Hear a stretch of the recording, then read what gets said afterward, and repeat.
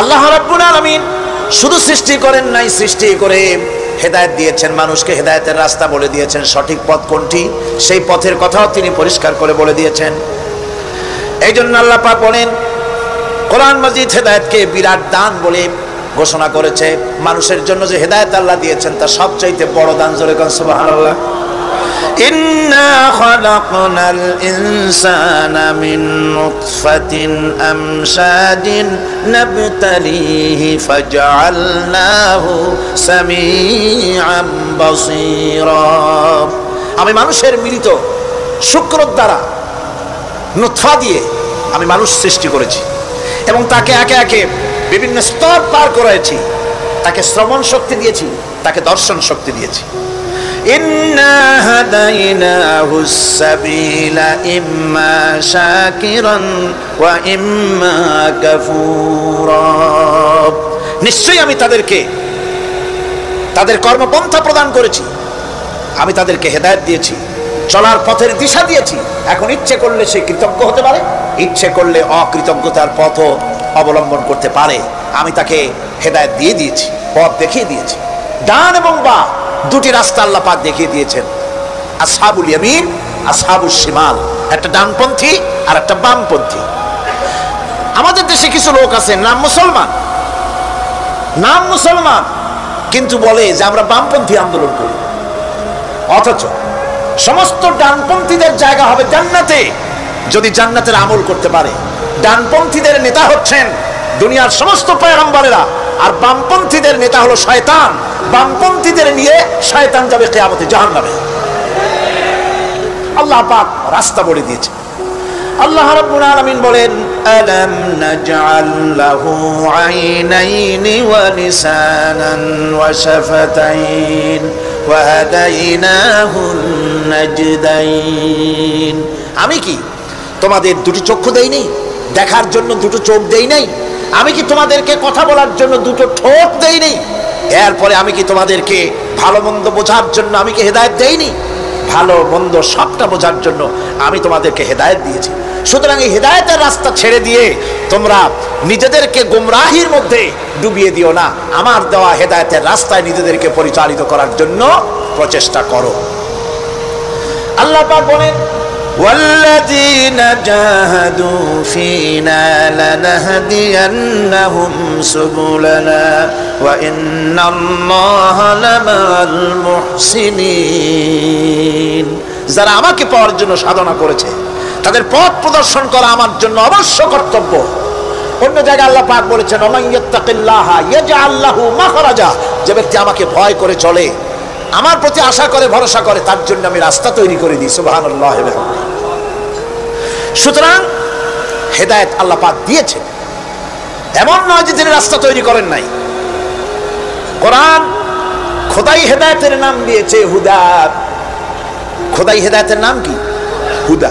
এই কোরআনের এক নাম হচ্ছে, এই কোরআনের এক নাম কি? কোরআন বলছে, ফামান তাবিআ হুদায়া ফালা খাউফুন আলাইহিম ওয়ালা হুম ইয়াহজানুন। আমার এই কোরআন, এই হেদায়েত যারা মানবে, এটাকে যারা অনুসরণ করে চলবে, এটার আইন কানুন যারা মেনে চলবে, ওদের জন্য কোনো ভয় নাই, কোনো চিন্তাও নাই, কোনো ভয় নাই, কোনো চিন্তা নাই যারা এই কোরআনের হেদায়েতকে মেনে চলবে। আল্লাহর হেদায়েত হলো সবচেয়ে বড় হেদায়েত। আল্লাহ পাক বলছেন, কুল ইন্না হুদাল্লাহি হুয়াল হুদা ওয়া উমিরনা লিনুসলিমা লিরাব্বিল আলামিন। হে রাসূল, আপনি বলুন, আল্লাহর হেদায়েত হলো সবচেয়ে বড় হেদায়েত। অর্থাৎ আল্লাহ যে রাস্তা দিয়েছেন, আল্লাহ যে কোরআন দিয়েছেন, এর থেকে বড় হেদায়েত মানুষের জন্য আর কিছু হতে পারে না। আল্লাহ পাক বলেন, ওয়ালান তারদা আনকাল ইয়াহুদু ওয়ালান নাসারা হাত্তা তাত্তাবিআ মিল্লাতাহুম কুল ইন্না হুদাল্লাহি হুয়াল হুদা। স্মরণ রাখুন হে নবী, ইহুদিরা, খ্রিস্টানেরা কিছুতেই আপনার প্রতি খুশি হবে না যতক্ষণ পর্যন্ত আপনি ইহুদি হবেন অথবা খ্রিস্টান হবেন।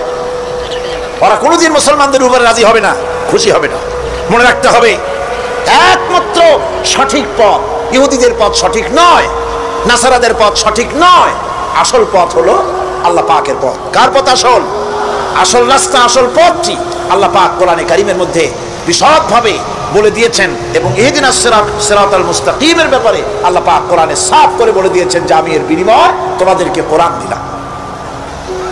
বস্তুত ইহদিনাস সিরাতাল মুস্তাকিম এর জবাব হলো ওয়া ইন্নাল্লাহা রাব্বি ওয়া রাব্বুকুম ফা'বুদুহু হাযা সিরাতুম মুস্তাকিম। নিঃসন্দেহে আল্লাহ তোমাদের এবং আমাদের রব, আর সুতরাং তারই উপাসনা করতে হবে, এটাই দ্বীনের সরল পথ। আর এটা কোনো নতুন পথ নয়। আল্লাহ যে পথটা দিয়েছেন রাসূল করিম সাল্লাল্লাহু আলাইহি ওয়াসাল্লামের মাধ্যমে, সেটা কি কোনো নতুন পথ? না। কোরআন বলছে এটা নতুন পথ নয়। শারা'a লাকুম মিনাদ-দীন মা ওয়াসসা বিহি নূহান ওয়াল্লাযী আওহায়না ইলাইকা ওয়া মা ওয়াসাইনা বিহি ইব্রাহীম ওয়া মূসা ওয়া ঈসা আন আকিমুদ-দীন ওয়া লা তাতাফাররাকু ফীহি। শারা'a লাকুম মিনাদ-দীন, এই দিন তিনি তোমাদের জন্য সেই দিনই মনোনীত করেছেন যা হযরতে নূহ আলাইহিস সালাম এর উপরে তিনি ওসিয়ত করেছেন। যা ওসিয়ত করা হয়েছিল, নসিহত করা হয়েছিল হযরতে নূহ আলাইহিস সালামের প্রতি, তিনি মনোনীত করেছিলেন হযরত নূহ আলাইহিস সালামকে এই দ্বীনকে প্রচার করার জন্য। আর যার উপরে চলার জন্য হযরত ইব্রাহিম, হযরতে মূসা, হযরত ঈসাকে নির্দেশ করা হয়েছিল। তাদের সকলের শিক্ষাই ছিল একটা, যে আল্লাহ পাকের দ্বীনকে প্রতিষ্ঠা করো, আর এই ব্যাপারে কোন রকমই নিজেদের মধ্যে পার্থক্য, মত পার্থক্যের সৃষ্টি করো না। এখন কথাটা আরো ক্লিয়ার করে দেই। ইহদিনাস সিরাতাল মুস্তাকিম চাইছিলাম আল্লাহ আমাদেরকে একটা সহজ রাস্তা দাও। সেই সহজ রাস্তা বলে দেওয়ার জন্য এসেছে কোরআন। সেই সহজ রাস্তা বলে দেওয়ার জন্য কি এসেছে? যারা বলেন কি, এই কোরআনে কারীম যদি প্রতিষ্ঠিত করা যায় সমাজে, রাষ্ট্রে, ব্যক্তিতে, পরিবারে, কোরআন যদি প্রতিষ্ঠিত করা যায়, তাহলেই মানুষেরা সহজ সরল পথ পাবে। নইলে সহজ সরল পথ পৃথিবীতে আর কারো কাছে নাই। যা আছে সবটা কার কাছে? কোরআনে কারীমের কাছে। এরপরে আমরা বলি সিরাতাল্লাযীনা আন'আমতা আলাইহিম গায়রিল মাগদুবি আলাইহিম ওয়ালাদ-দাল্লিন। রাস্তার থেকে মানুষেরা মাঠের ভিতরে নামার চেষ্টা করছেন, কিন্তু মানুষকে কষ্ট দেওয়া ছাড়া আর কিছুই হবে না। আমি অনুরোধ করছি, রাস্তা থেকে লোকেরা মাহফিলের ভেতরে ঢোকার চেষ্টা করবেন না। বিরাট রকমের ব্যাঘাত সৃষ্টি হবে। সকলে বসে পড়ুন, যিনি যে জায়গায় আছেন সেখানে বসুন, চাপ সৃষ্টি করবেন না, বসুন।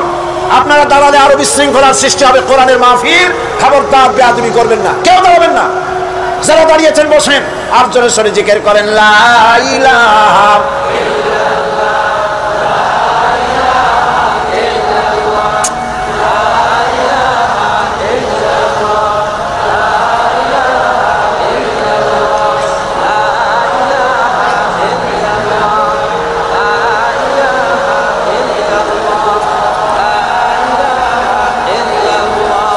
লা ইলাহা ইল্লাল্লাহ, জোরে করেন লা ইলাহা লা ইলাহা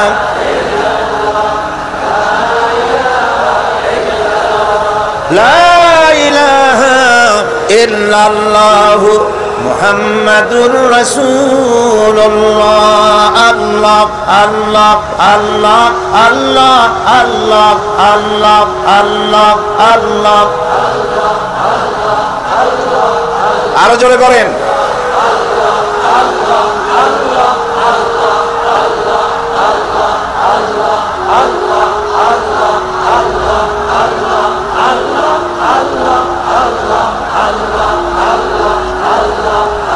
লা ইলাহা ইল্লাল্লাহু মুহাম্মাদুর রাসূলুল্লাহ।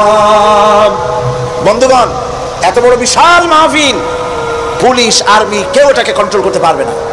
এটাকে কন্ট্রোল করার দায়িত্ব আল্লাহ পাকের। কার দায়িত্ব? আল্লাহর কাছে সাহায্য চাই। আল্লাহ পাক কোরআনের মাহফিল কোরআন শোনার জন্য মানুষের কাছে সহজ করে দাও, জোরে কোন আমিন। প্রচন্ড রকমের মানুষের চাপ সৃষ্টি হয়েছে। আপনারা রাস্তা থেকে মানুষকে চাপাচাপি করবেন না, সবাই বসেন, হাঁটতে চেষ্টা করবেন না। এত বড় মাহফিল, আপনি হাঁটিয়া মানুষকে কষ্ট দিবেন না। যারা যেখানে দাঁড়াইছে সেখানে বসেন, বরকত হবে। হাঁটলে গুনাহ হবে, হাঁটবেন না। বন্ধুগণ, আমি আজ খুব লম্বা কথা বলবো না, কারণ মানুষের প্রচন্ড, অতীতের যে কোনো বছরের তুলনায় প্রচন্ড চাপ সৃষ্টি হয়েছে মানুষের। আমি কথা গোছায় আনতেছি। সিরাতুল মুস্তাকিম, এজন্য মডেল দরকার। কার অনুসরণ করব? আল্লাহ পাক শিখায় দিলেন, সিরাতাল্লাযীনা আন'আমতা আলাইহিম। পড়েন সবাই, সিরাতাল্লাযীনা আন'আমতা আলাইহিম গায়রিল মাগদুবি আলাইহিম ওয়ালাদ-দাল্লিন। আয় আল্লাহ, অনুগ্রহপ্রাপ্ত দল, সেই রাস্তা, অনুগ্রহপ্রাপ্তদের রাস্তা চাই। তোমার মনোনীত ব্যক্তি, অনুগ্রহপ্রাপ্ত যারা, তাদের পথ অনুসরণ করতে চাই। এই অনুগ্রহপ্রাপ্ত দল কারা, সে কথা কোরআন শরীফে বলা হয়েছে। আল্লাহ রাব্বুল আলামিন বলেন, ওয়া মান ইউতি'িল্লাহা ওয়ার রাসূল ফাউলাইকা মা'আল্লাযীনা আন'আমা আল্লাহু আলাইহিম মিনান নাবিয়্যিনা ওয়াস-সিদ্দীকিন والشهداء والصالحين وحسن أولئك رفيقا। আর যে ব্যক্তি আল্লাহ এবং রাসূলের আনুগত্য স্বীকার করলো, নিঃসন্দেহে অনুগ্রহপ্রাপ্তদের সঙ্গী হলো। সেই অনুগ্রহপ্রাপ্ত কারা? নবীয়িন। 4 শ্রেণীর লোক। কয় শ্রেণী? বলেন সবাই, কয় শ্রেণী? নবীয়িন, সিদ্দিকিন, শুহাদা, সালিহিন। এই 4 শ্রেণীর লোক হচ্ছে আল্লাহ পাকের অনুগ্রহপ্রাপ্ত লোক। কারণ আলহামদুলিল্লাহ, এরাই হলো অনুগ্রহপ্রাপ্ত দল। এখন নবী কারা? নবী হচ্ছেন যারা নাকি আল্লাহ পাকের কাছ থেকে ওহীপ্রাপ্ত হয়েছেন, নিখিল মানুষের চিরন্তন শান্তি এবং কল্যাণের জন্য আল্লাহ পাকের নিকট থেকে সত্যের বিধান লাভ করেছেন। তারাই হচ্ছেন নবী, যারা আল্লাহ পাকের কাছ থেকে ওহীপ্রাপ্ত হয়েছেন। আর নবীরা হচ্ছেন মাসুম, নবীরা হচ্ছে বেগুনাহ। নবীদের কোনো ভুল নাই, নবীদের কোনো গুনাহ নাই। কারণ সুবহানাল্লাহ, এই পৃথিবীর মধ্যে সুপার কোয়ালিটির মানুষ, সর্বশ্রেষ্ঠ মানুষ কারা? নবীরা। সর্বশ্রেষ্ঠ মানুষ কারা? এখানে আবার এক শ্রেণীর লোকেরা বলে যে নবীরে মানুষ কোয়া যাবে না। আছেন এমন লোক, নবীরে মানুষ কোয়া যাবে না। কেন? কেন? নবীর সম্মান কত। আচ্ছা, নবীরে মানুষ বলবো না তো বলবোটা কি? নবীরা কি ফেরেশতা? যদি ফেরেশতা বলি তাহলে কি নবীদের মর্যাদা বাড়ানো হলো? বলেন আপনারা, বাড়ানো হলো? তাহলে নবীদেরকে কি বলবো? তারা কি জেন? যদি জেন বলি তাহলে তাতে কি মর্যাদা বাড়বে? সবচাইতে মর্যাদা বেশি কার? মানুষের। সুতরাং এক শ্রেণীর লোকেরা খামোখাই আলেম নামধারী লোক, অথচ নবীকে মানুষ বলতে রাজি না। কোরআনে কারীম সাফ করে আল্লাহ পাক পরিষ্কার করে বলেছেন, قل إنما أنا بشر مثلكم يوحى إلي أنما إلهكم إله واحد। নবী বলুন, আমি তোমাদের মতো মানুষ, আমার উপরে ওহী আসে। ইন্নামা আনা বাশারুম মিসলুকুম, তোমাদের মতো মানুষ। একটু ভালো করে বিষয়টা বোঝেন। আরো বলেছি আমি, আজকে আবার স্মরণ করায় দেই। আল্লাহ শিখাই দিচ্ছেন, বলুন আমি তোমাদের মতো মানুষ, ফেরেশতা নই, চেন নই, আমার কাছে ওহী আসে। পার্থক্য এখানে। তবে আরো পার্থক্য আছে, সেটা হচ্ছে আমরা হচ্ছি সাধারণ মানুষ, নবীরা হচ্ছেন অসাধারণ মানুষ। সুবহানাল্লাহ। আমরা হচ্ছি মানব, রাসূল আল্লাহর পয়গম্বর হচ্ছেন মহামানব। কথা বুঝে আসছে? তার মানে হলো আমরা সাধারণ মানুষ। সাধারণ মানুষেরা গুনাহ করতে পারে, ভুল করতে পারে, সব রকমের গুনাহ করতে পারে। নবীরা কোনো গুনাহ করতে পারেন না। আল্লাহ পাক তাদের দিয়ে গুনাহ করান না। আল্লাহ পাক ফেরেশতা দিয়ে, আপন কুদরত দিয়ে নবীদেরকে হেফাজত করেন। সুবহানাল্লাহ। সুতরাং এই কথা বিশ্বাস করতে হবে, সমস্ত নবীরা হচ্ছেন মানুষ। নবীদের আদর্শই কেবলমাত্র আদর্শ, সেই আদর্শকেই গ্রহণ করতে হবে, তাকেই একমাত্র নেতা হিসাবে গ্রহণ করতে হবে। আমার নেতা বলতেও রাজি না। মুশকিল কি এক জায়গায়? কয় যে নেতা বলা যাবে না। কেন? কয় যে ওই যে মানুষেরা বলে, স্লোগান দেয়, আমার নেতা, তোমার নেতা, অমুক তমুক, হ্যান ত্যান। তো এগুলির সাথে নবীরে মিশানো এটা ঠিক না। আচ্ছা, নবীরে নেতা কব না, কবটা কি? নবী কি? হয় নেতা হবে, না হয় অনুসারী হবে, এর বাইরে তো কিছুই নাই। হয় ইমাম, না হয় মুক্তাদি, বাইরে কি? বাইরে তো নাই কিছু। সুতরাং নবী কি মুক্তাদি হবে? নবী কি অনুসারী হবে? নিশ্চয়ই হাজারবার নবী হচ্ছেন ইমাম, নবী হচ্ছেন নেতা। আমরা যখন আরবিতে বলি, ওনারা নিজেরাও আরবিতে বলেন, তখন কোনো আপত্তি হয় না। আল্লাহুম্মা সাল্লি আলা সাইয়্যিদিনা মুহাম্মদ, সাইয়্যিদিনা মানে হচ্ছে আমাদের লিডার, আমাদের নেতা। সাইয়্যিদিনা যখন বলে তখন আপত্তি করে না, কিন্তু আমাদের নেতা বললেই আপত্তি করেন। বাংলা ভাষা, বাংলাদেশি মানুষ হইয়া বাংলা ভাষার প্রতি এই গভীর জ্ঞান দেখলে দুঃখই হয়। বন্ধুগণ, মনে রাখতে হবে নবী হচ্ছেন মাসুম, বেগুনাহ এবং নেতা, আর মুহাম্মদ সাল্লাল্লাহু আলাইহি সাল্লাম হচ্ছেন বিশ্ব নেতা, এটা কোনো সন্দেহ নাই। এই নবীর অনুসরণ করতে হবে। সিদ্দিকিন হচ্ছে সত্যকে যারা উদার, উন্মুক্ত, অকুণ্ঠ চিত্তে, দ্বিধাহীনভাবে যারা গ্রহণ করেছে, এর বিপরীত যারা করেই নাই, তারাই হচ্ছেন সিদ্দিকিন। হযরতে, যেমন একটা দৃষ্টান্ত, হযরতে আবু বকর সিদ্দিক রাদিয়াল্লাহু তাআলা আনহু, মেরাজ থেকে হুজুর ফিরে এসেছেন সকালবেলায়, ফজরের নামাজ পড়ে বসেছেন কাবা শরীফে, তিনি বসে আছেন। তো তখন আবু জাহেল এসে বলছে, মুহাম্মদ সাল্লাল্লাহু আলাইহি ওয়াসাল্লাম, প্রত্যেক দিনই তো নতুন নতুন কথা কও, আজকে কোনো নতুন কথা আছে? হুজুর বলেন, হ্যাঁ নতুন কথা আছে। কি? বলে, এই তো শেষ রাত্রে জিবরাইল ছিল, আমারে নিয়ে গেল বাইতুল মুকাদ্দাসে, জেরুজালেমে গিয়ে নামাজ পড়লাম, ওইখান থেকে মহাকাশ পাড়ি দিলাম, 7 আকাশ পাড়ি দিলাম, সিদরাতুল মুনতাহা গেলাম, আরশে আজিম ভ্রমণ করলাম, আল্লাহর সাথে কথা কইলাম, জান্নাত জাহান্নাম দেখলাম, তারপরে আবার এই আয়েশা নামাজ পড়িয়া তোমাদের সাথে কথা বলতেছে। আবু জাহেল কয় যে, খাইছে, যাও, মাথা টাথা একটু ভালো ছিল, এখন তাও সর্বনাশ হয়ে গেছে। কয়, মুহাম্মদ সাল্লাল্লাহু আলাইহি ওয়াসাল্লাম, তুমি যা বললা এই কথাটা আমি কি হুবহু মানুষের কাছে বলবো? হুজুর বলছেন, অবশ্যই বলো গিয়ে। আবু জাহেল চিন্তা করলো, দিস ইজ দ্য মোমেন্ট, এটাই হলো আসল সুযোগ পেয়ে গেছে মানুষকে বিভ্রান্ত করার জন্য। সবার আগে ছুটে চললো হযরতে আবু বকর রাদিয়াল্লাহু তাআলা আনহুর বাড়িতে, যে বলছেন, আবু বকর শুনেছো? বলে, কি? মুহাম্মদ সাল্লাল্লাহু আলাইহি ওয়াসাল্লাম এই রকমের কথা বললো, বেচারার মাথাটা যাও ভালো ছিল, শেষ। হুজুর বলছেন, আবু জাহেল, আমার রাসূল কি এরকম বলেছেন? আবু জাহেল বলছে, আমার নিজ কানে শুনে আসলাম, এখনো তিনি সেখানে বসা। হযরত আবু বকর বলেন, আবু জাহেল, আমার আল্লাহর নবী তিনি যদি এরকম কথা বলে থাকেন, তাহলে আমি কোনো সন্দেহ পোষণ করি না, অবশ্যই আল্লাহ রাব্বুল আলামিনের হাবিব যা বলেছেন তা সত্য। হযরত আবু বকর রাদিয়াল্লাহু তাআলা আনহু মসজিদে হারামে আসলেন, হুজুরকে জিজ্ঞেস করলেন, হুজুর, আবু জাহেল আমাকে এই সব কথা বললো, এগুলি কি ঠিক? হুজুর বললেন, হ্যাঁ। তিনি ঘটনা বয়ান করলেন। হযরত আবু বকর বললেন, হে রাসূল, আপনি যা বলেছেন সত্য বলেছেন, আপনার মেরাজ ঠিক হয়েছে, সঠিক হয়েছে, সন্দেহ নাই। হুজুর বলেন, আবু বকর, তুমি তো শুধু আবু বকর নও, তুমি সিদ্দিক। সত্যকে যারা অকুণ্ঠ চিত্তে, অকুণ্ঠ চিত্তে, দ্বিধাহীন ভাবে যারা সত্যের সামনে মাথা নত করেছে, গ্রহণ করে নিয়েছে, দ্বিমত পোষণ করে নাই, কোন রকমের দুষ্ট বুদ্ধির আশ্রয় গ্রহণ করেনি, উল্টাপাল্টা করেনি, এই সমস্ত মানুষেরই হলো সিদ্দিক। আর এদের দলকেই সিদ্দিকিন বলা হয়। তাহলে নবীয়িন, সিদ্দিকিন, এনারা হচ্ছেন নেয়ামত প্রাপ্ত। 3 নম্বরে হচ্ছে শুহাদা, সত্যকে যারা যারা সত্যের সাক্ষী দিয়েছে, সত্যের সাক্ষ্যদাতা। সত্য হচ্ছে ইসলাম। সত্য কি? ইসলাম। সত্য হচ্ছে আল্লাহ, সত্য হচ্ছে নবী, সত্য হচ্ছে কোরআন, সত্য হচ্ছে হাদিস।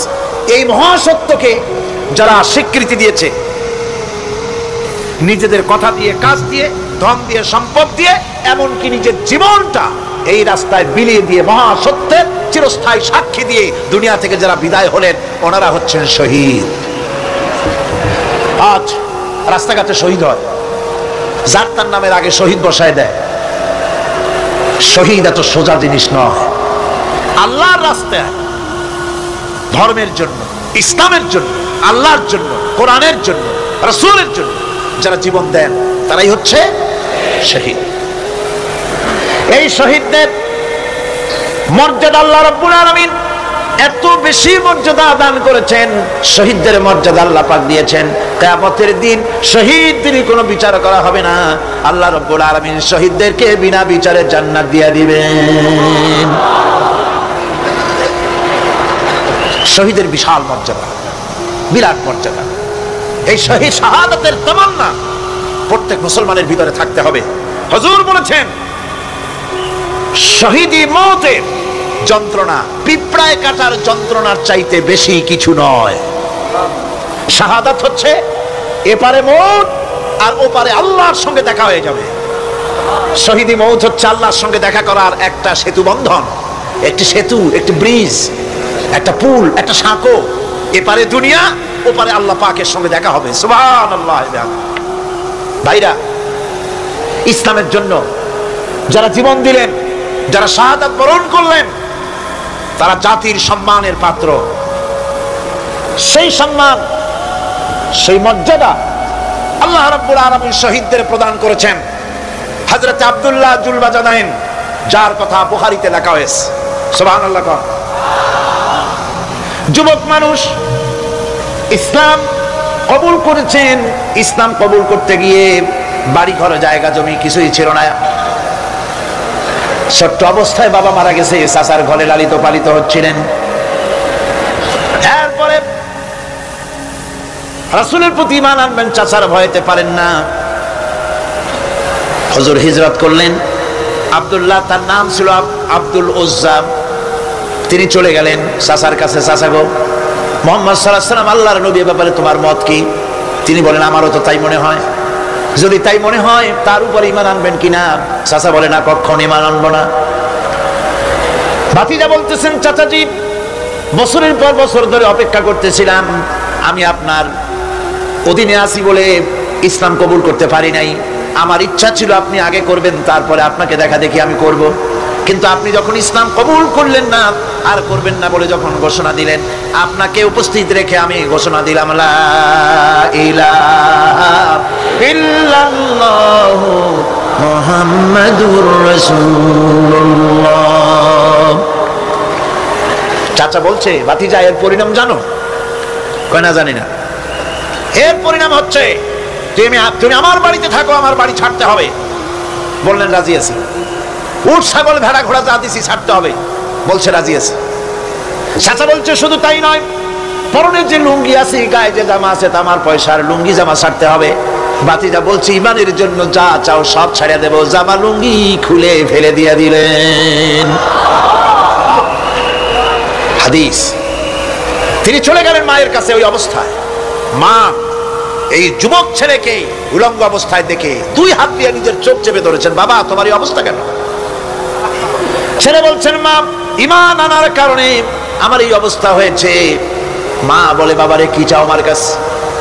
আব্দুল উজ্জা বলছে, মা, কিচ্ছু চাই না, একটুখানি কাপড় আমারে দাও, আমি বিশ্ব নবী মুহাম্মদ সাল্লাল্লাহু আলাইহি ওয়াসাল্লামের খেদমতে যেতে চাই। মায়ের কাছে পুরানা কম্বল ছিল, কম্বলটা তিনি দিয়ে দিলেন। হযরতে, এখনো তো সে মুসলমান হয়নি, ওই কম্বলটা ছিঁড়ে নিয়ে দুই টুকরা করে কম্বলটা পরলেন, আদাটা, তাতে করে হাঁটু ঢাকে না, আর একটা কোন রকম গায়ে দিলেন। এরপরে হেঁটে হেঁটে কষ্ট করে মদিনায় চলে গেলেন।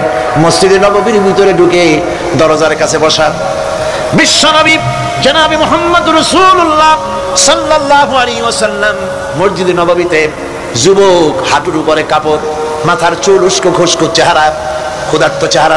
হুজুর জিজ্ঞেস করছেন, তুমি কে? তিনি বললেন, আমার নাম আব্দুল উজ্জা। তোমার এই অবস্থা কেন? তিনি বললেন, হুজুর, ঈমান আনার জন্য বাড়ি ঘর, জায়গা জমিন, উট বাছুর সব হারাইছি, এমনকি পরনের লুঙ্গিও আমার দেয় নাই, মার কম্বলটা ছিঁড়িয়ে এনেছি। নবীজি আসহাবে সুফফার ভিতরেই তাকে বসতে দিলেন, তাকে থাকতে দিলেন, আর বললেন, তারে কোরআন শরীফ শিখাবা। আব্দুল উজ্জাকে হুজুর বললেন, তোমার নাম উজ্জা নয়, তোমার নাম আব্দুল্লাহ। হাদিস শরীফে এসেছে, আল্লাহর কাছে দুইটা নাম বেশি প্রিয়, একটা হচ্ছে আব্দুল্লাহ, আর একটা হচ্ছে আব্দুর রহমান। মুসলমান হলেন। এরপরে আসহাবে সুফফার মধ্যে বসে আছেন, কোরআন শরীফ জোরে জোরে তেলাওয়াত করেন।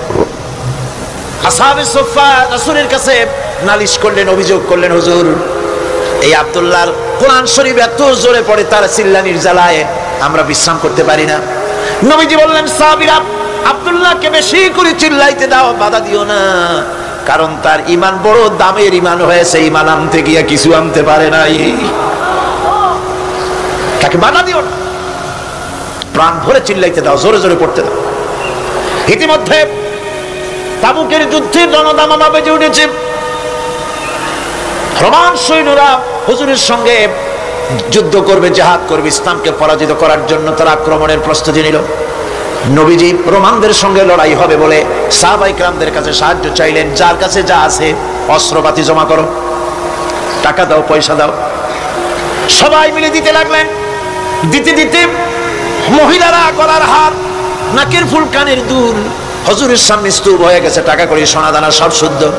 হুজুর বলছেন, সাহাবীরা সবাই তো সব জিনিস দিলে, আমার আবু বকর রে দেখি না কেন?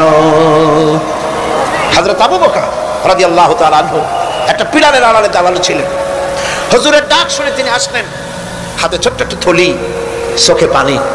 থলিটা হুজুরের হাতে তুলে দিলেন। হুজুর থলি ছাড়লেন, দেখা গেল কয়েকটা দিরহাম আর কয়েক কেজি গম, আর কিছু নেই। হুজুর তাকালেন, দেখছেন আবু বকর রাদিয়াল্লাহু তাআলা আনহুর চোখের পানিতে দাড়ি ভিজে ভিজে পড়তেছে।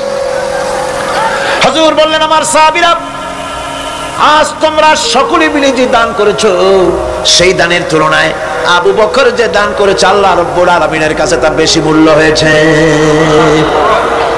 মনের মধ্যে অনেকের প্রশ্ন জাগলো, কেমন করে তা হলো? আমরা এত এত দিলাম। হুজুর জিজ্ঞেস করলেন, ও সাহাবী, তুমি কত দিয়েছো, বাড়ি কত আছে? তিনি বললেন, এত দিছি, এত আছে। তুমি কত দিয়েছো, কত রেখে এসেছো? প্রত্যেকে এরকম বলল। হযরতে ওসমান, হযরতে ওমর, হযরতে আলী রিদওয়ানুল্লাহ তাআলা আলাইহিম আজমাইন, তারাও বললেন, অর্ধেক এনেছি, অর্ধেক থুই আসছি, 2 ভাগ এনেছি, 1 ভাগ রেখে আসছি। সব শেষে নবীজি হযরত আবু বকর রাদিয়াল্লাহু তাআলা আনহুকে প্রশ্ন করলেন, আবু বকর, তুমি কি এনেছো আর বাড়ি কি রেখে এসেছো? হযরত আবু বকর বলেন, ইয়া রাসূলুল্লাহ, ইয়া হাবিবাল্লাহ, আমার বাড়িতে জাগতিক সম্পদ বলতে যা বুঝায় সবটুকু এনে নবীজির কদম মোবারকে দান করে দিয়েছি। আবু বকরের ঘরে এখন আল্লাহ আর তার রাসূল ছাড়া কোনো জিনিস বাকি নাই, যা ছিল সব এনেছি। হুজুর জিহাদে রওনা হলেন 30,000 সৈন্য সাথে, 30 সহস্র সৈন্য নিয়ে নবীজি তাবুকের দিকে চললেন। পথের মধ্যে হযরত আব্দুল্লাহ এসে হুজুরের সামনে দাঁড়ায় গেছেন। আব্দুল্লাহ এসে বলেন, ইয়া রাসূলুল্লাহ, একটু দাঁড়ান। এই জিহাদে মেয়ে লোক, পুরুষেরা, সাহাবীরা সবাই প্রাণ ভরে দান করলো, কিন্তু আমি এমন এক বান্দা, আল্লাহর কিছুই দিতে পারলাম না। আমার তো দেওয়ার মতো কিছুই নাই হুজুর, আমার দেওয়ার মতো কিছুই নাই। তবে আমি আপনার কাছে দোয়া চাই, আপনি দোয়া করুন, আমি যেন এই যুদ্ধে, এই জিহাদের ময়দানে আমি যেন শহীদ হতে পারি। নবীজি বললেন, একটু বাকল নিয়ে আসো গাছের। একটা গাছের বাকল আনা হলো। এই বাকলটা হুজুর নিজ হাতে আব্দুল্লাহর হাতে বাঁধা দিলেন আর বললেন, রব্বুল আলামিন, আমি আব্দুল্লাহর রক্ত কাফিরদের জন্য হারাম করে দিলাম। হযরত আব্দুল্লাহ কেঁদে জারজার হয়ে যাচ্ছেন, বলছেন, ইয়া রাসূলুল্লাহ, আমি চাইলাম শহীদ হব, আর আপনি আমার রক্তকে কাফেরদের জন্য হারাম করে দিলেন। হুজুর বলেন, আব্দুল্লাহ রে, এখন যদি তোমার মৃত্যু জ্বরের ভিতরে হয়, আল্লাহ রাব্বুল আলামিন তোমারে শাহাদাত নসিব করে দিবেন। তাবুকের ময়দানে হুজুর চলে গেলেন। কয়েকদিন পরে খবর আসলো হুজুরের কাছে, আব্দুল্লাহ কয়েকদিন জ্বর ভোগ করে আব্দুল্লাহ মারা গিয়েছেন। হুজুর বললেন, তার জানাজার ব্যবস্থা করো, কাফন দাফনের ব্যবস্থা করো। ব্যবস্থা হয়ে গেল। রাতের বেলায় দাফন হবে।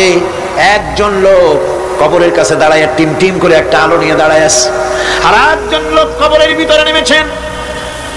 2 ব্যক্তি লাশ 2 হাতে উঁচু করে নিয়ে আসতেছেন কবরের কাছে। যিনি কবরের ভিতরে দাঁড়ানো, তিনি বলতেছেন, লাশ বহন করে তোমরা যে 2 জন আনতেছো, লাশের সাথে খবরদার বেয়াদবি করো না, তোমাদের ভাইয়ের সঙ্গে আদব করো। এই বলে কবরের ভিতরে যিনি দাঁড়িয়েছিলেন তিনি লাশটারে ধরলেন। কবরের ভিতরে দাঁড়িয়ে যিনি লাশ ধরেছেন, লাশকে কবরে শোয়াই দিয়েছেন, তিনি আর কেউ নন, তিনি বিশ্ব নবী মুহাম্মদুর রাসূলুল্লাহ। নিজের হাতে হযরত আব্দুল্লাহকে শোয়াই দিলেন। লাশ বহন করে যে 2 জন আনলেন, তার একজন হলেন হযরত আবু বকর, আর একজন হযরত ওমর রাদিয়াল্লাহু তাআলা আনহুমা। আর আলো নিয়ে যিনি দাঁড়িয়েছেন, টিম টিম করে জ্বলতেছেন, তিনি হযরত বেলাল। কবরের ভিতরে হযরত আব্দুল্লাহকে শুইয়ে দিয়ে উপরে মাটি দিয়ে নবীজি কবরের 2 দিকে হাত দিয়া আল্লাহ রাব্বুল আলামিনের দরবারে ফরিয়াদ তুললেন, রব্বুল আলামিন, আমি আজকে সন্ধ্যা পর্যন্ত এই আব্দুল্লাহর প্রতি রাজি ছিলাম, খুশি ছিলাম। আল্লাহ গো, তুমি আব্দুল্লাহর প্রতি রাজি হয়ে যাও। হযরত ইবনে মাসউদ রাদিয়াল্লাহু তাআলা আনহু পাশে দাঁড়ানো ছিলেন। চিৎকার দিয়ে কেঁদে কেঁদে বললেন, আয় আল্লাহ তাআলা, এই কবরের ভিতরে আজকে আব্দুল্লাহর লাশটা না হইয়া যদি আমার লাশ হতো, আমার ভাগ্যটা খুলে যেত। শহীদের মর্যাদা আল্লাহ পাকের কাছে সব থেকে বেশি। এই শহীদের পথ নিয়ামত প্রাপ্তদের পথ। যারা নিয়ামত পেয়েছে পৃথিবীতে, নবীজিন, সিদ্দিকিন, শুহাদা, এরাই হচ্ছেন নিয়ামত প্রাপ্ত। আল্লাহর রাস্তায় জীবন দেওয়ায় যে মজা, পৃথিবীতে আর কোনো কিছুতে সেই মজা নাই। হযরত ওমর রাদিয়াল্লাহু তাআলা আনহু দোয়া করতেন, আল্লাহুম্মা রযুকনি শাহাদাতান ফি সাবিলিক ওয়াজআল মাউতি ফি বালাদি রাসূলিক। আয় আল্লাহ, তুমি আমাকে শাহাদাতের মত আমাকে দান করো। শাহাদাতের তামান্না প্রত্যেকটি মুসলমানের ভেতরে থাকতে হবে। শহীদ হওয়া যাবে ইসলামের জন্য।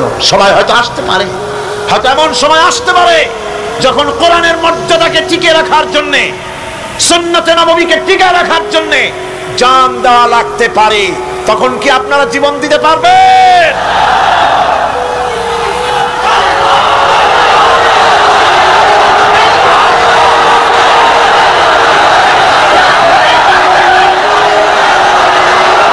এরপরে চতুর্থ নম্বরে হচ্ছে সালিহিন। চতুর্থ নম্বরে কি? সালিহিন। সালিহিন হচ্ছে জীবনের প্রত্যেকটি ক্ষেত্রে যারা একনিষ্ঠভাবে আল্লাহর বিধান পালন করেছেন, যারা পুণ্যের সাথে সুদৃঢ় থেকেছেন, যারা অটল থেকে পুণ্যের সাথে হকের সাথে অটল থেকেছেন, কোন অবস্থাতেই ইসলামী আদর্শের বিরুদ্ধাচরণ করেনি, তারাই হচ্ছেন সালিহিন। ইসলামের আদর্শ ছাড়ে নাই, পরিত্যাগ করে নাই, জীবনের সবকিছুর বিনিময় এটাকে আঁকড়ে ধরে থেকেছেন, ইসলামী আদর্শের পরিপন্থী কিচ্ছু করেন নাই। এরা হচ্ছেন সালিহিন। কোন আলহামদুলিল্লাহ। আল্লাহর অনুগ্রহ প্রাপ্ত কয় শ্রেণী? 4 শ্রেণী। নবীজিন, সিদ্দিকিন, শুহাদা, সালিহিন, এই 4 শ্রেণীর লোকেরাই হচ্ছেন নিয়ামত প্রাপ্ত। আমরা বলেছি সিরাতাল্লাযীনা আন'আমতা আলাইহিম গায়রিল মাগদুবি আলাইহিম ওয়ালাদ-দাল্লিন। নিয়ামত প্রাপ্তদের পথ চাই, অনুগ্রহ প্রাপ্তদের পথ, আর অভিশপ্ত পথভ্রষ্টদের পথ আমরা চাই না, আমরা পরিহার করে চলবো। এটা একটু ওয়াদা বটে। যারা অভিশপ্ত, যারা পথভ্রষ্ট, ওরা কারা? মাগদুব এবং দল্লিন। মাগদুব হচ্ছে অভিশপ্ত, দল্লিন হচ্ছে পথভ্রষ্ট। দুনিয়ার সমস্ত মুফাসসিরিন, মুহাদ্দিসিন সব একমত, মাগদুব হচ্ছে ইহুদিরা। মাগদুব কারা? বলেন না কারা? আর দল্লিন, অভিশপ্ত কারা? খ্রিস্টানেরা। বলেন কারা?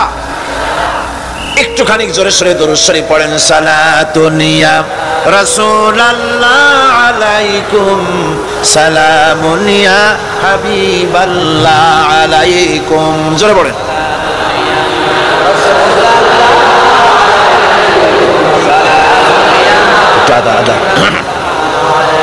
সালাতুন ইয়া রাসূলুল্লাহ।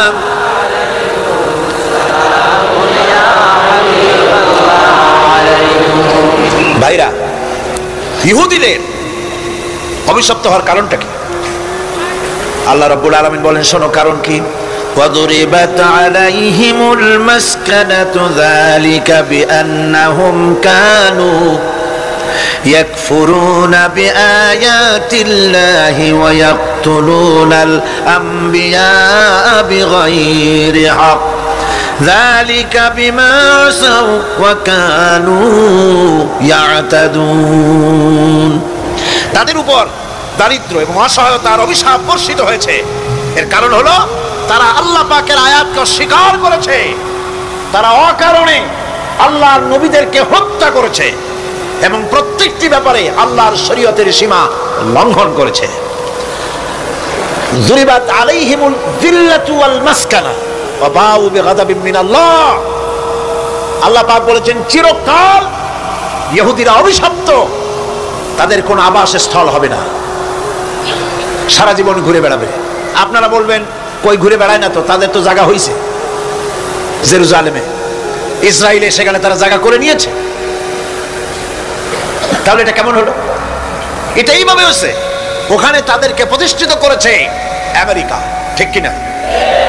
আল্লাহ পাক কোরআন শরীফের মধ্যে বলেছেন, যদিও মানুষের সাহায্যে কোনো জায়গায় তাদেরকে আল্লাহ ইচ্ছায় অথবা মানুষের সাহায্যে কোথাও যদি জায়গা হয়, অপমানের জীবন যাপন করতে হবে সারাটা জীবন, কিয়ামত পর্যন্ত দুঃখে দুঃখে মরতে হবে, দেশে দেশে ঘুরে বেড়াতে হবে ভিক্ষুকের মতো।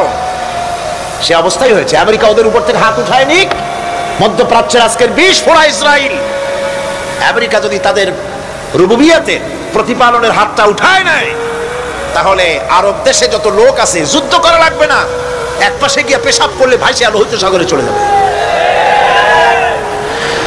সুতরাং এই ইহুদিদের পথ অনুসরণ করা যাবে না। ইহুদিরা অপরাধ করছিল কি? একটু আগেই বললাম, তারা আল্লাহর আয়াতকে অস্বীকার করেছে, তারা নবীদেরকে হত্যা করেছে, এটাই হলো তাদের অপরাধ।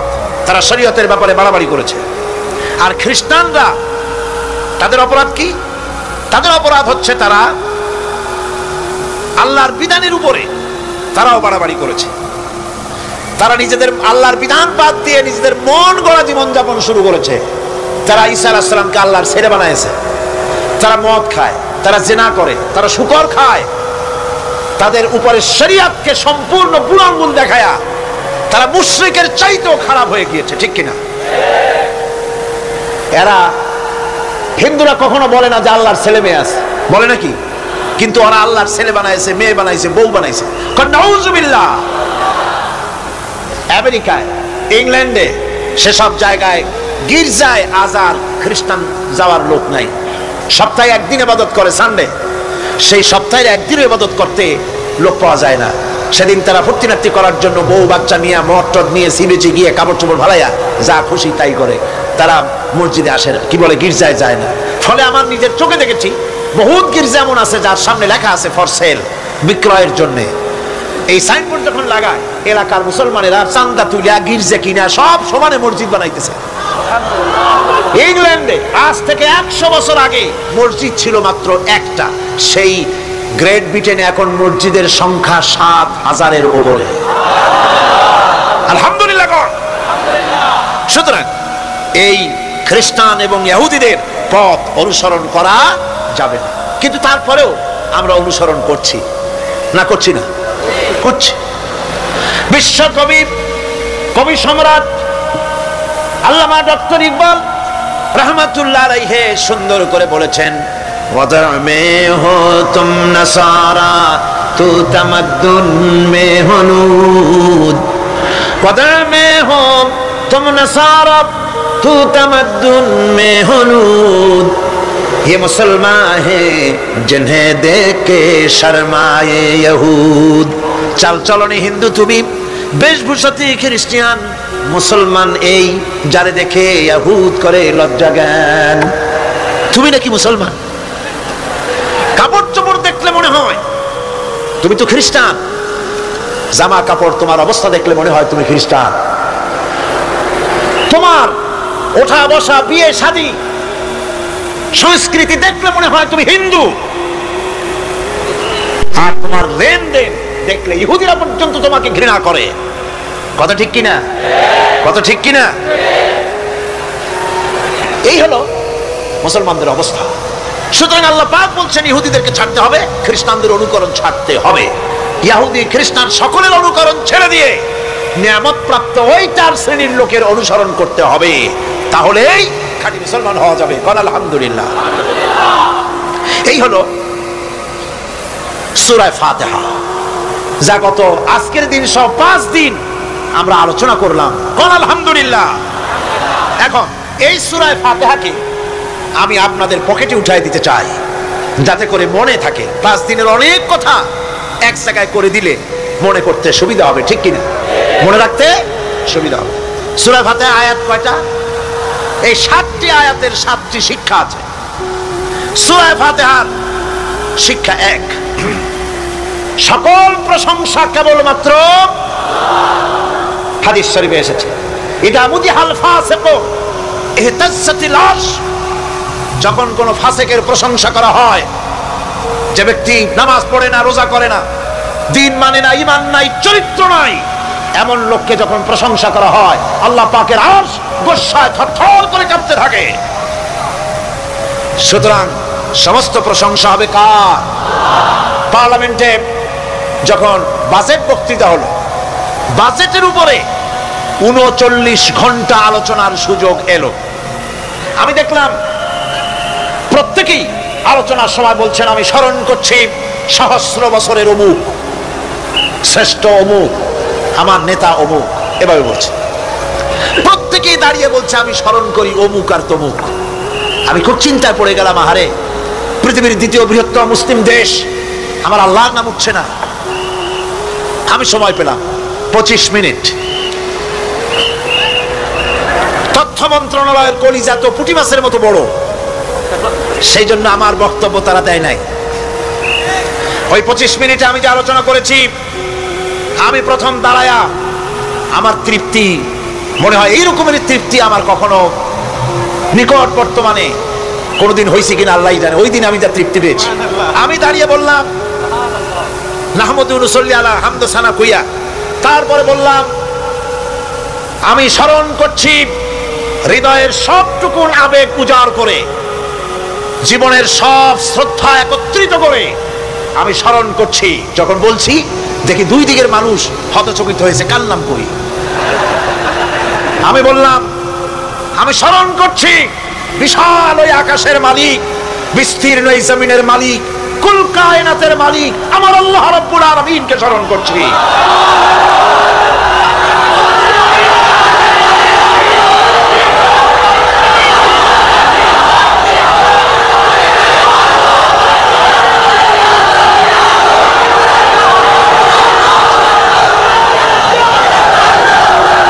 সুতরাং আমি দারুণ তৃপ্তি পেয়েছি। আপনাদেরকেও বলি, প্রশংসা হবে কেবলমাত্র আল্লাহ পাকের। প্রশংসা কার? আর প্রশংসা হবে বিশ্ব নবী জনাবে মুহাম্মদ রাসূলুল্লাহ সাল্লাল্লাহু আলাইহি ওয়াসাল্লাম। চিৎকার মেরে সারা জীবন আল্লাহ এবং রাসূলের প্রশংসা করতেই থাকবে ইনশাআল্লাহ। আমাদের করতে হবে, মুসলমানদের তাই। আর প্রশংসা করব যারা আমার রাসূলের, আল্লাহর হুকুম মানে আর আমার রাসূলের অনুসরণ অনুকরণ যারা করে, তারা আমাদের সম্মানের পাত্র, আলহামদুলিল্লাহ। 2, শেষ বিচারের একমাত্র মালিক হচ্ছেন আল্লাহ পাক। সূরা ফাতিহার দ্বিতীয় শিক্ষা, শেষ বিচারের দিন, ডে অফ জাজমেন্ট, শেষ বিচারের দিনের মালিককে একচ্ছত্র অধিপতি আল্লাহ রাব্বুল আলামিন। যেদিন কেউ কথা বলতে পারবে না আল্লাহ পাকের নির্দেশ ছাড়া, সেই হাসরের মাঠের একচ্ছত্র মালিক আল্লাহ পাক। সুপ্রিম কোর্টের সুপ্রিম কোর্ট, সমস্ত জাস্টিসদের জাস্টিস হবেন আল্লাহ সুবহানাহু ওয়া তাআলা।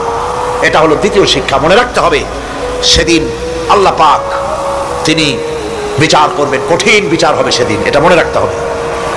3 নম্বরের শিক্ষা হচ্ছে সূরা ফাতিহার শিক্ষা নাম্বার 3, জীবনের সকল ক্ষেত্রে গোলামি, আনুগত্য, দাসত্ব একমাত্র কেবলমাত্র শুধুমাত্র আল্লাহ রাব্বুল আলামিনের। গোলামি কার হবে? চিল্লায় বলেন, কার হবে? 3। 4 নম্বরে সাহায্য চাইতে হবে কেবলমাত্র কার কাছে? আল্লাহ পাকের কাছে।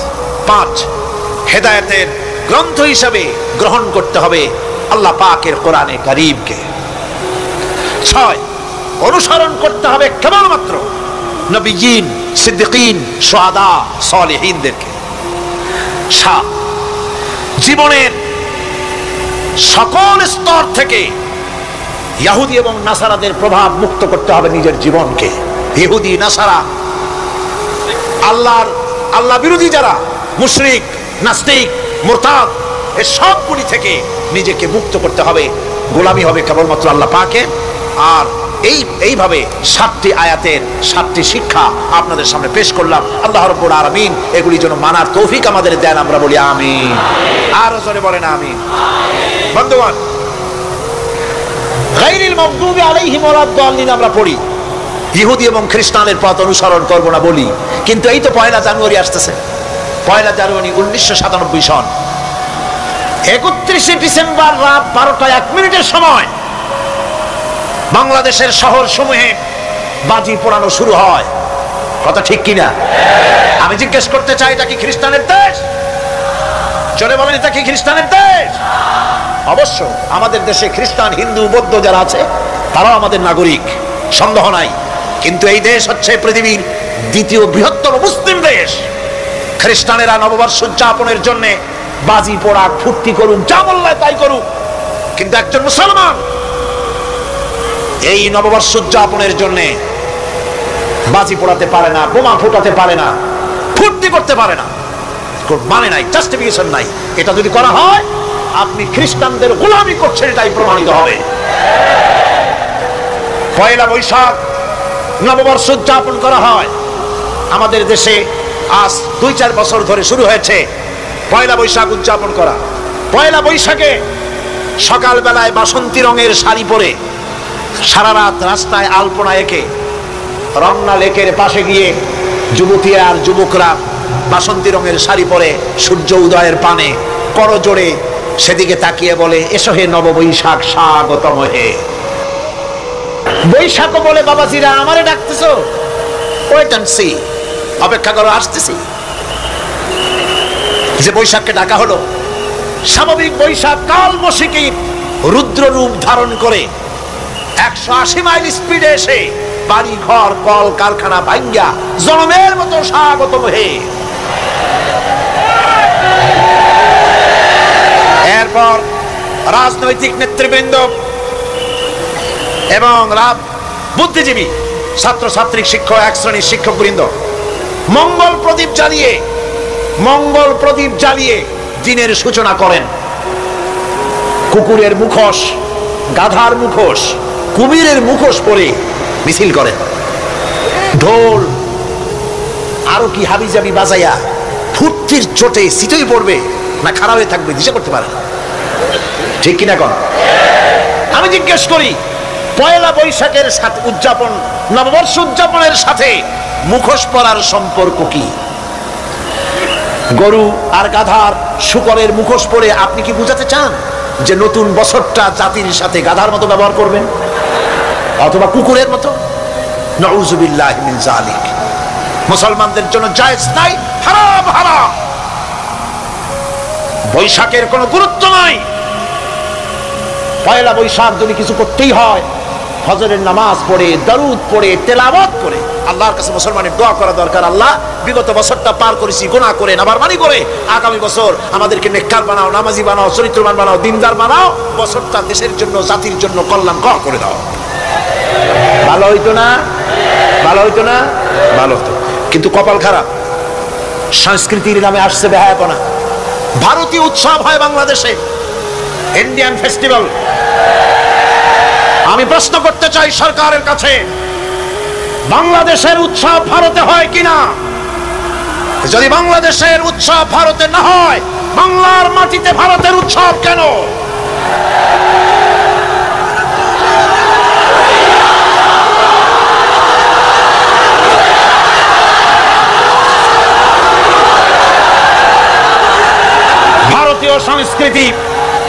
ভারতীয় সংস্কৃতি মুসলমানদের জন্য এইডসের চাইতেও মারাত্মক। ওই সংস্কৃতির সাথে আমাদের কোনো মিল নাই।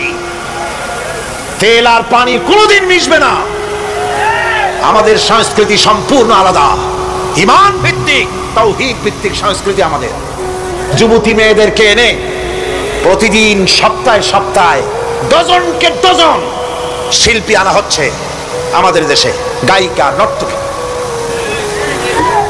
আমাদের দেশের ভাবমূর্তিকে নষ্ট করা হয়েছে। গান বাজনার দিকে উঠে পড়ে লেগে গিয়েছে জাতি আজ। এই জাতির দুর্ভাগ্য কোথায় গিয়ে ঠেকবে আল্লাহ পাক জানেন। আমরা মুসলমান, আমাদের উন্নতি, আমাদের উরুজ, আমাদের জাওয়াল, আমাদের উন্নতি আর আমাদের অবনতি কিসে হবে? বিশ্বকবি বলছেন, তুঝে বাতাও তকদীরে উমম ক্যা হ্যায়, তুঝে বাতাও তকদীরে উমম ক্যা হ্যায়, শমশির ও সনা আউয়াল তাউস ওর বাবাগীর। এসো, এ জাতির অগ্রগতি আর উন্নতির ইতিহাস তোমারে শোনাই। এ জাতির হাতে যতদিন ছিল তরবারি, এ জাতির হাতে যতদিন ছিল কোরআন, গোটা পৃথিবী তার পায়ের উপরে চুমা খেয়েছে। আর যেদিন কোরআনের পরিবর্তে জাতির হাতে এসেছে তানপুরা, বেহালা, ঢোল, সারিন্দা, নারিন্দা, সারেগামা, পাদানিসা, তখনই কপাল পুড়েছে জাতির।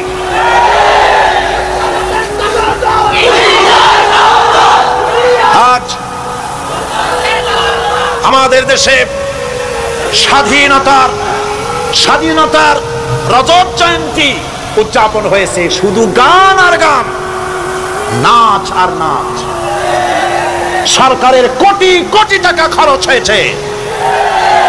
স্বাধীনতার জন্য তো উৎসব করবই, স্বাধীনতা থাকলে আমরা থাকব, স্বাধীনতা না থাকলে আমরা গোলাম হয়ে যাব, ঠিক কিনা? কিন্তু আমার পদ্ধতি আলাদা, আমার ইসলামের পদ্ধতি আলাদা।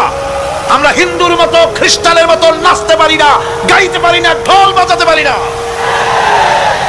বিজয় এলে কি করবেন আল্লাহ শিখাই দিয়েছেন। কে শিখিয়েছে?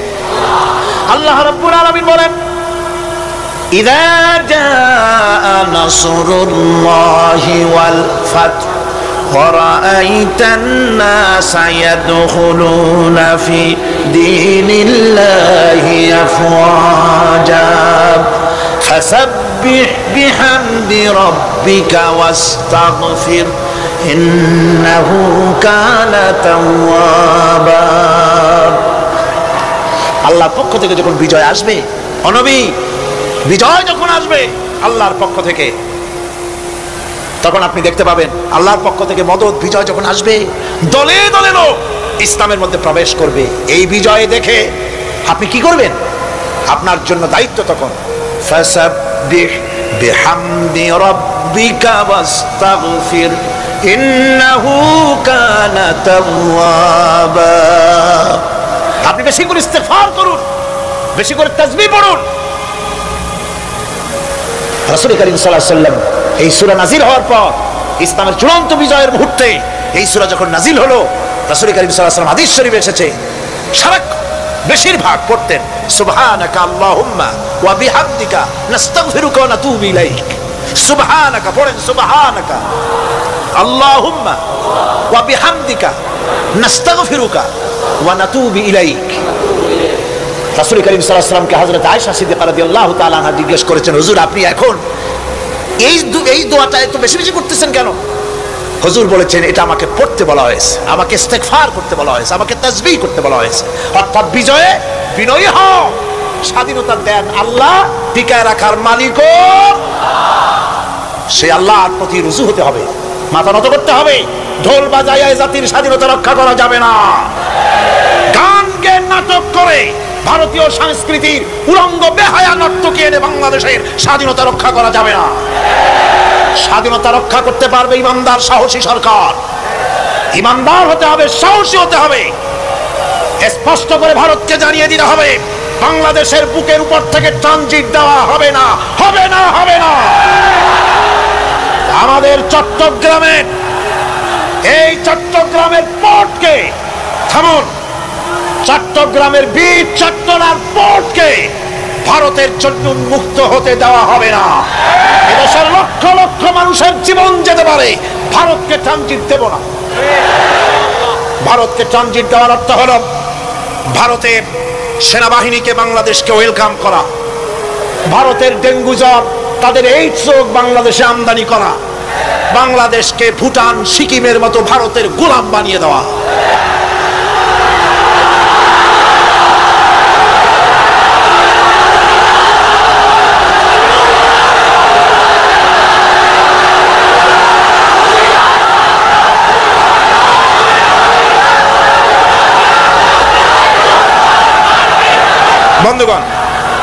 বন্ধুগণ, আমি বলতেছিলাম থামুন।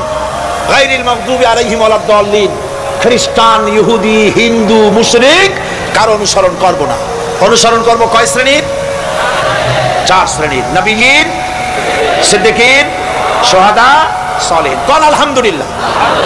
এরপর আমরা মুসলমান, কিন্তু আমাদের বিবাহ অনুষ্ঠান যখন হয়, এই বিবাহ অনুষ্ঠানগুলি আমরা কি মুসলমানদের মতো করি? জবাব চাই, করি? আপনারা যে হলুদ অনুষ্ঠান করেন, শরীয়তের কোন জায়গায় আছে? এই হলুদ অনুষ্ঠান হিন্দুদের কাছ থেকে আমদানি হয়েছে। একটা হলুদ অনুষ্ঠানে যা খরচ হয় তা দিয়ে 6টা বিয়ে করানো যায়।